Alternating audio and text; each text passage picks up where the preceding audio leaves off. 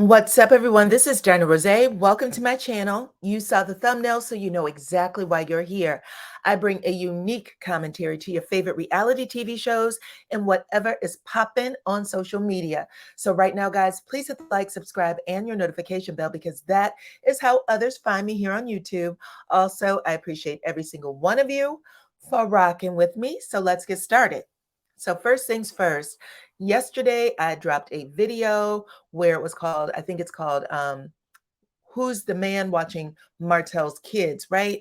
And a lot of you reached out to me to say that you didn't believe that the information I provided was accurate. In the video, I said that someone had dropped the information on me and that the person who dropped it on me alleged that that there was a guy who was watching Martell's kiddos while him and Belinda were going out.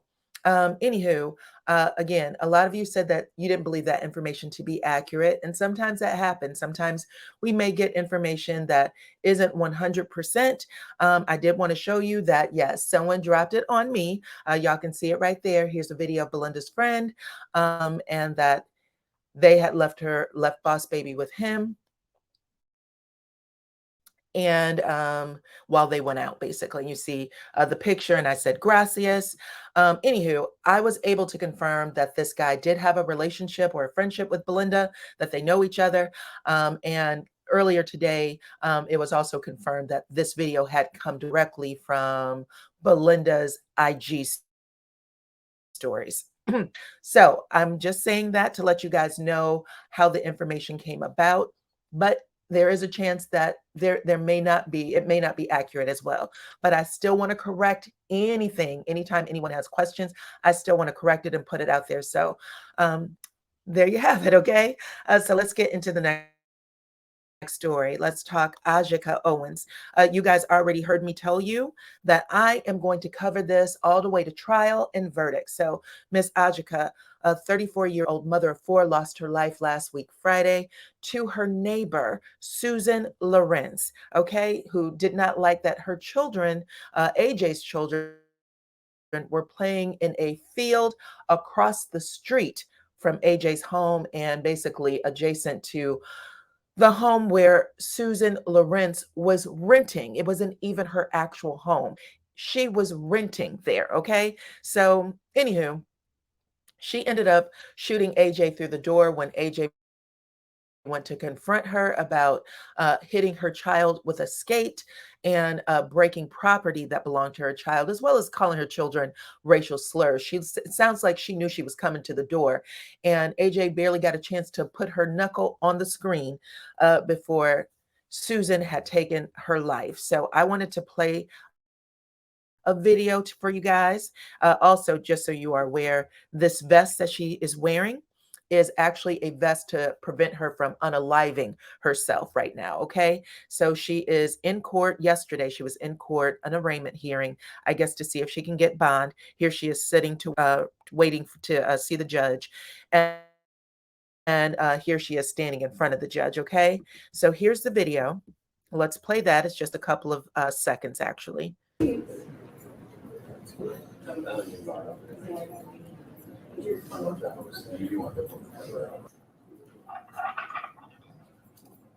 morning, ma'am. What is your name? Susan Lorenz. Ma'am, you've been charged with manslaughter with a firearm, culpable negligence, 2 counts of assault, and battery. Mr. Moody, argument about bond? Your Honor, due to the severity of the charges and the surrounding facts and circumstances, the state would be asking the court to have the defendant remain on their bond status.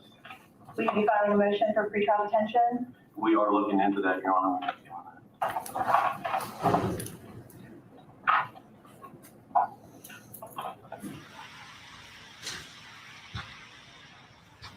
So that is the field that her kiddos was playing in. And again, it's just adjacent near her house, Susan's house.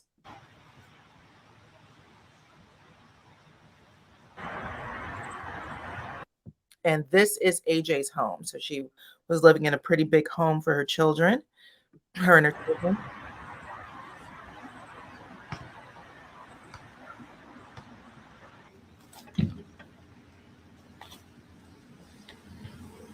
And this is the memorial, from what I'm understanding. It has since been removed from the yard where basically the house that Susan was staying in, because from what I'm understanding, she has been evicted. There was an eviction notice on the door. So the landlord does not want any problems. He wants her to go.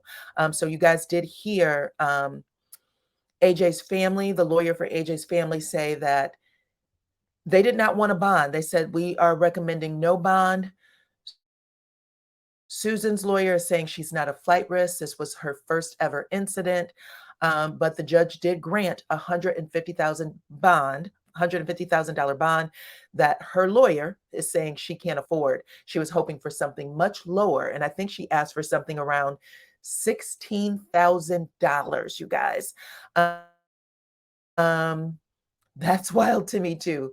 She said that she probably has about 1,700 that she could post for bail. So right now it's not saying that she was actually even able to meet it as of this point.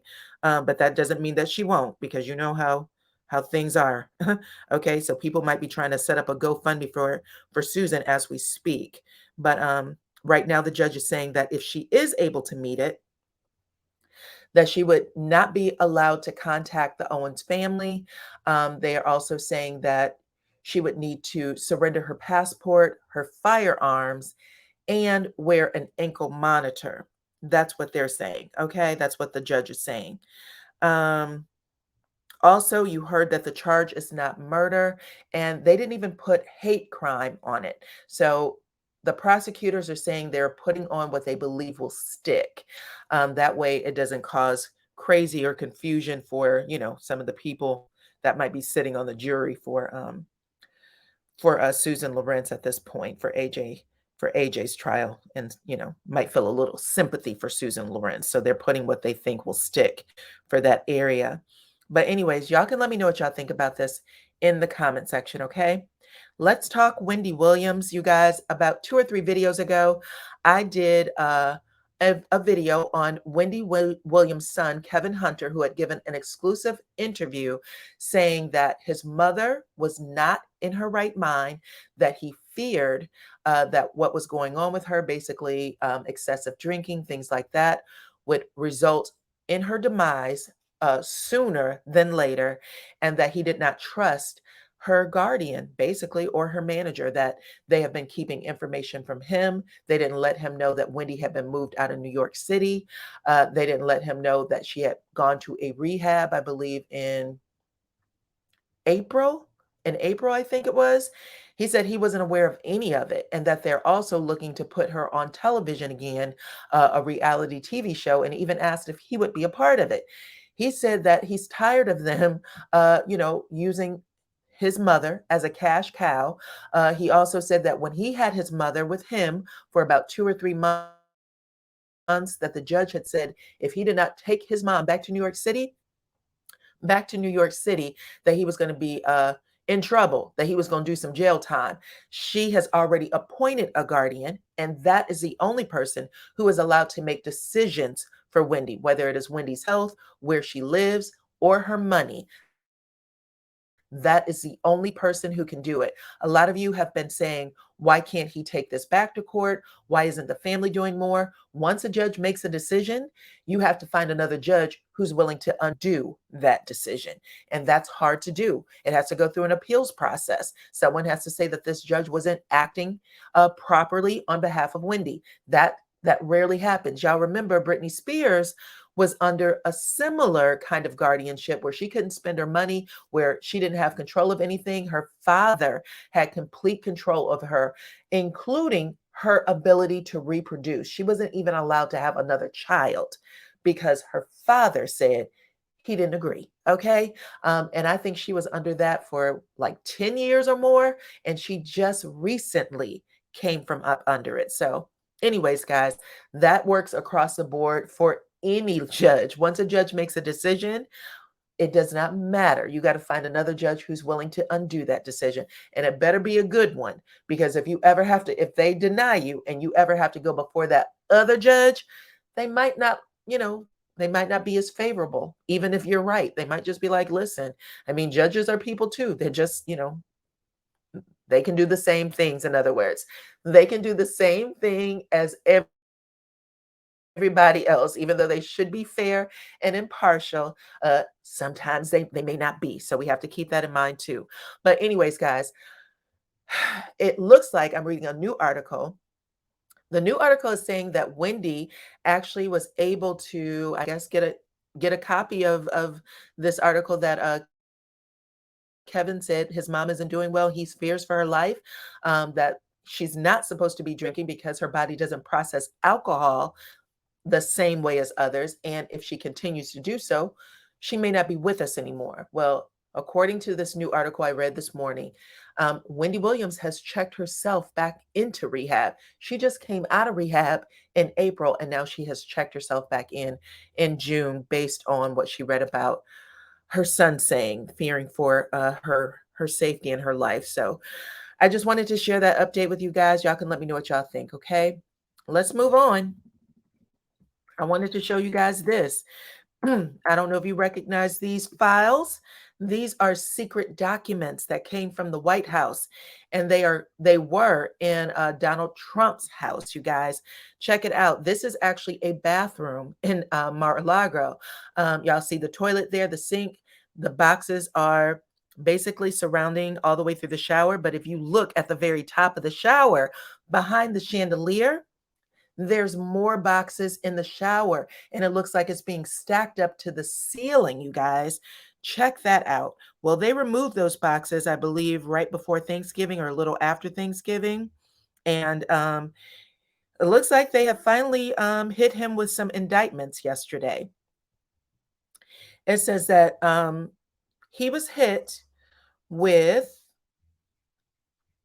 7 different laws for breaking the indictment accuses him of breaking 7 different laws, including 31 counts of willful retention of national defense information and a single count of false statements and representation.